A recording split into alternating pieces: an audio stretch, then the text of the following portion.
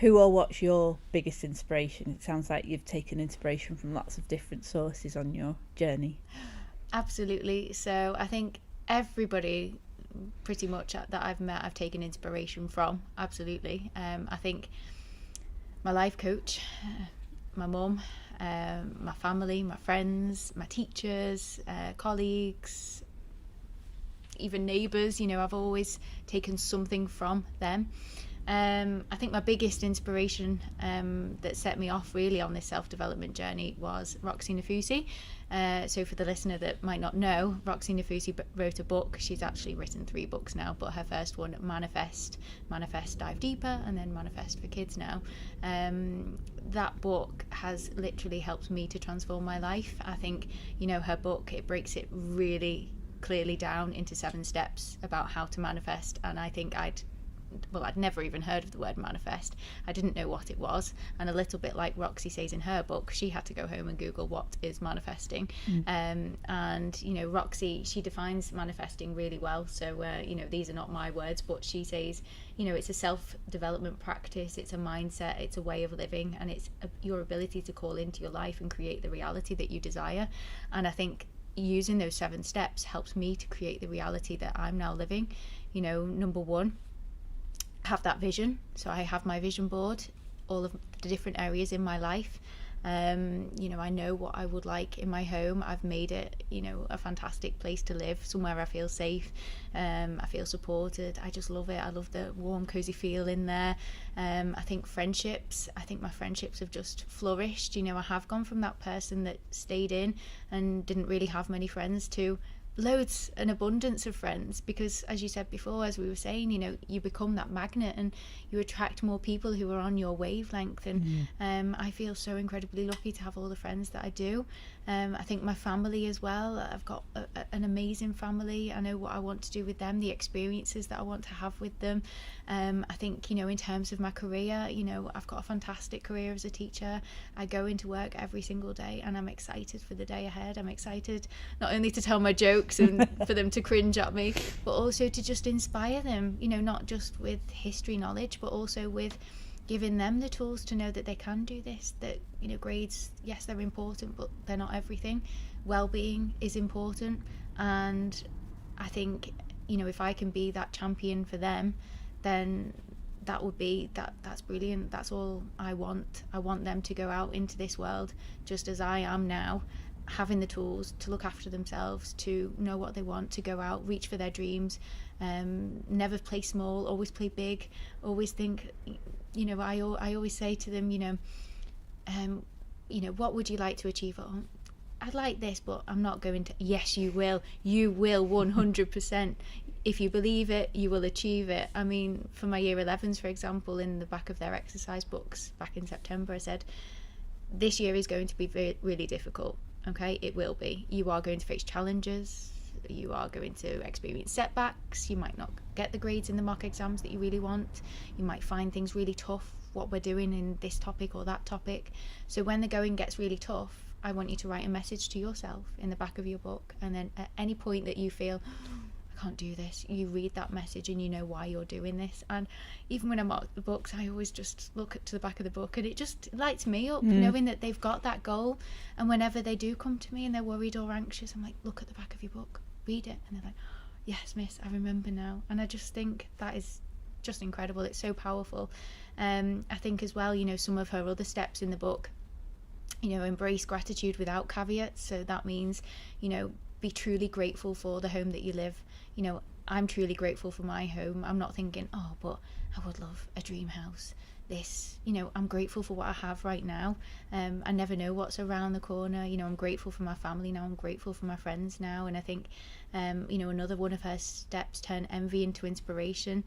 Sometimes you can just look to others and think, oh, why have they got it easy? Or they've got that and I don't have that.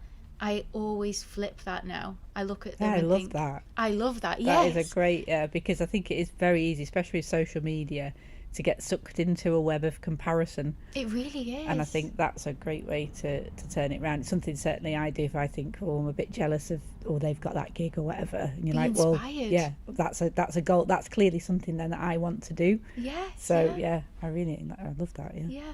Well, I thought you were meaning that you know, that is something that I say, I love that, or, oh yeah, I really admire them for doing that, or I'm inspired by them. And then I go out there and I do it myself, because there's enough to go around for everyone. You know, there's so many different podcasts, you know, there's so many different books, there's so many different teachers, but you know, I believe that someone will always come into your life at the right time.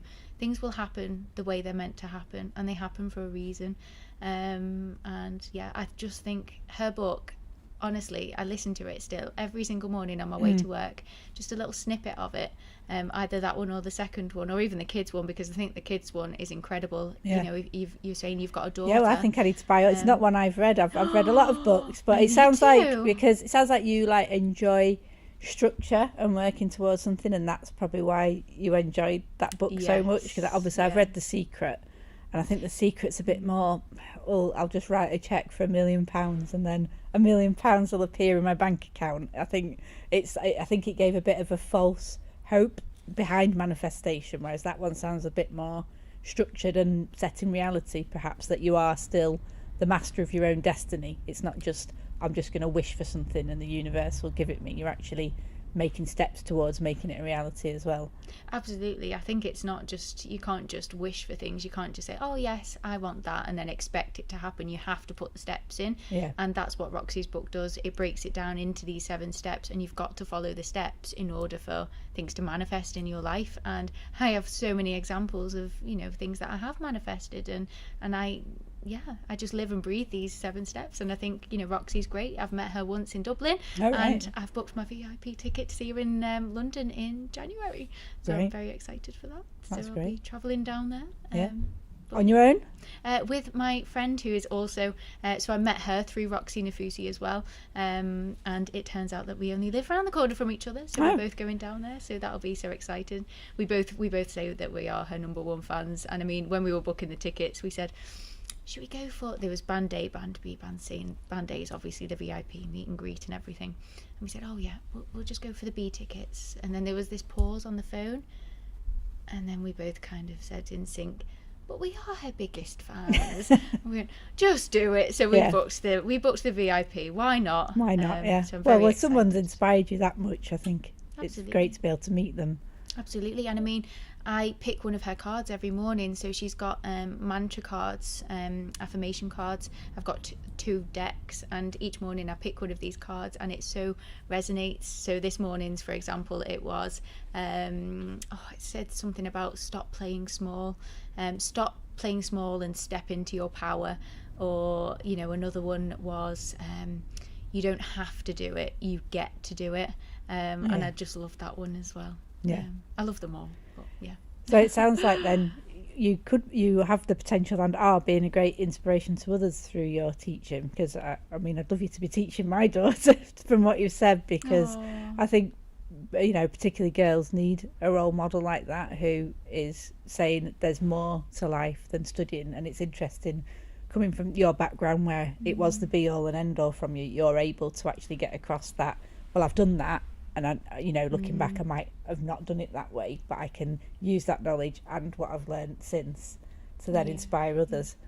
I mean, I don't have any regrets at all. I don't look back and think, oh, I shouldn't have done that, or, you know, why did that happen, or I made a mistake there. I look back and I think, well, they were opportunities for me to learn and grow as a person. And I think you have to go through those lessons, because you can't go through life and it's never going to be plain sailing. You are going to experience setbacks, but now I feel that I have those tools to help me and empower me and move beyond those setbacks and become, you know, a better person. And I think at different stages in our life we can up level and we can become, you know, so much more empowered, and we can grow and we can learn and we can evolve. Absolutely.